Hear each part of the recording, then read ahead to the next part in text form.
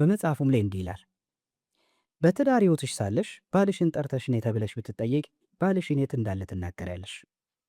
በምትጠየቅበት በዚያ ድንገተኛ ሰዓት ባልሽን በማያሳፍር ቦታ ላይ ታገኘዋለሽ? ባልሽን ለመጥራት ስትሄጂ የሚያኮራና የሚያስደነግጥ የምስጋናና መልካም የቅድስና ስፍራ ላይ ታገኘዋለሽ? ወይንስ በስካርና በዳንኪራ ስፍራ? ባልሽ ሲፈለግ የሚገኘው ከየት ስፍራ ላይ ነው? ቤተ ክርስቲያን ለኪዳንና ለቅዳሴ ለቁርባን ባልሽን ጠርተሽ ነይ ብላ ስትጠይቅሽ የማይዘገይ የማይቃር ባል አለሽ? ጌታም ቢሆን ጠርተሹ ነይ ሲልሽ በሥራው ዓለም የታመነ በሰው ላይ የማይሳለቅ በልቡ ቅን የሆነ ባል ካለሽ በኩራት ትጠሪዋለሽ። ተግባሩ መልካም የሆነ ሰው በጨለማም ሆነ በብርሃን አንድ አይነት ስለሆነ በማንኛውም ስፍራ ቢገኝ ለክብርሽ እንጂ ለውርደትሽ አይሆንም። ይህ ጥያቄ ባላገባች ሴት ሁሉ ሕሊናዋ ሊጠይቃት የሚገባ ጥያቄ ነው። አንድ ባል ለአንቺ መልካም ባል ከመሆኑ በፊት ለእግዚአብሔር ታማኝ ባሪያ መሆን አለበት። እግዚአብሔርን የሚፈራ ሰው ቢሆን አንቺ በማታየው ቦታና ማንም በሌለበት ስፍራ እንኳን ክፉ ነገርን የማያደርግ ነው። ለአምላኩ የማይገዛ ግን ቢሆን ለሰው ለአንቺ ሊገዛ ሊታመን አይችልም በማለት ነው እንግዲህ ጥያቄውን ለማንሳት የሞከርኩት። ማለት ባልሽን ጠርተሽ ነይ ሲላት ጥያቄው ለእሷ ብቻ አይደለም። ዛሬም አንዲት ሴት የምታገባው ባል እውነት ቤተክርስቲያን ስትጠራው የት ነው ያለው? አሁን ጠርቶሽ ነይ ቶሎ ብትባል እዚህ ነው ብላ መናገር የምትችልበት የታመነ ማንነት ላይ ነው እያወራ ያለው። ስለ ቦታ አይደለም፣ ስለ ማንነት ነው።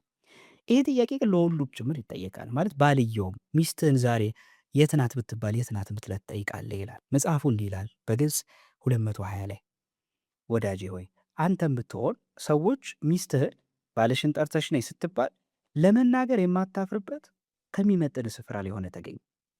ሚስትህ ከምታፍርብህ የለም ሞቷል ከምትባልበት ተስፋ የቆረጠ ሰው ስፍራ ላይ አትገኝ። የለኝም ምትባል ስምህም ተረስቶ መኖር ተዘንግቶ ከሞተ ሰው እኩል የምትወሳ ደካማ ሙት ባልም አትሆኑ። ሰዎች ባልነትን እስኪንቁ ድረስ ከስብና አንሰ በበደልና በሱስ ተይዘህ ተስፋ የሚያስቆርጥ ሰው ሆነ አትታይ። ይልቁንስ ከክፉ ልማድ ስትወጣ ከሱስ ስትላቅ ከሰው ካሳነሰ ኃጢአት ስትርቅ ያን ጊዜ የልጅነት መልክ ይመለሳል። ነፍስህ ሐሴትን ታገኛለች። እግዚአብሔር ሞገስና ክብር ይሆናል። የባልነትህ ማይረጉም ከፍ ይላል። አልተረዳከውም እንጂ እኮ ለሌላው የተሰጠው ጥንካሬና ኃይል እግዚአብሔር ለአንተም ሰጥተዋል። አንተም ለእግዚአብሔር የከበርክ ልጁ ነህ። በስስት የሚያይ ሰው ቢያፍርብህ የማያፍርብህ፣ ሰው ቢያገልህ የማያገልህ፣ ሰው ቢገፋ የማይገፋ፣ መምጣትን የሚጠባበቅ መመለስህንም አብዝቶ የሚጓጓ፣ መሽቶብህም ተስፋ የማይቆርጥብህ እግዚአብሔር ለአንተም እኮ አባትህ ነው። አንተ ለራስህና ለንስሐ ጊዜ ስላልሰጠህ እንጂ ከማንም ሰው አታንስም። ኃጢአትህ በአንተ ላይ ክፉ ነው፣ እግዚአብሔር ግን በአንተ ላይ መልካም ነው።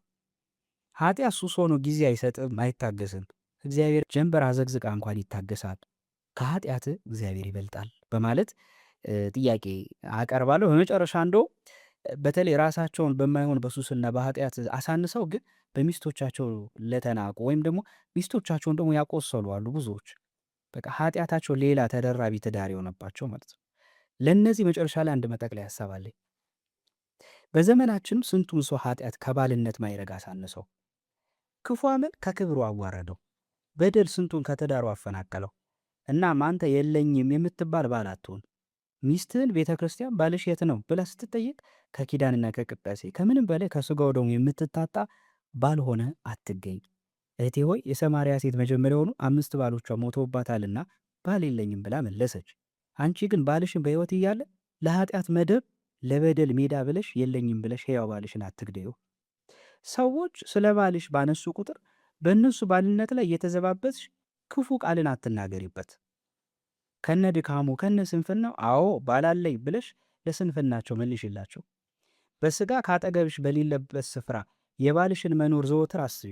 ምክንያቱም ከእግዚአብሔር መኖር ቀጥሎ ሊክዱት የማይገባ መኖር የትዳር አጋር ሀልዎት ነው በማለት እንግዲህ በትዳር ውስጥም ጥያቄ ጠይቃል ነው መጽሐፉ ላይና እንድጽፎም ወደ ማህበረሰባዊ ጉዳይም እንዳስገባ ያደረገኝ ዛሬ ያደረስንበት የትዳር ሕይወት መሰነካክል ነውና ጉዳዩ የሰማርያዊት ሴት ሕይወት ብቻ አይደለም። ቅድም እንዳልነው የእያንዳንዳችን ሕይወት ውስጥ ምዕራፍ ወንጌል ምዕራፍ 4 አለ።